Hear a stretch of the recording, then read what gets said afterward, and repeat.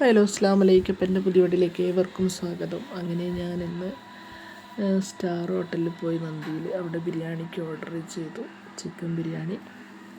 അപ്പോൾ കുറേ ആയി ബിരിയാണി കഴിക്കാത്ത.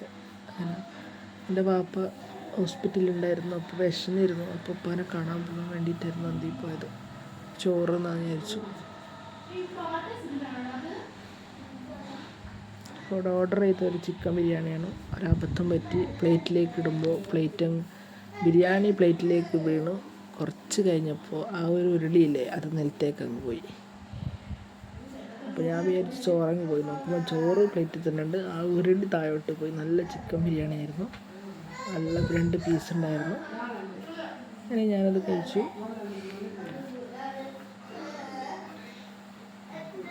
പിന്നെ ഒരു ജ്യൂസും കുടിച്ചു, മുസമ്പി ജ്യൂസ്.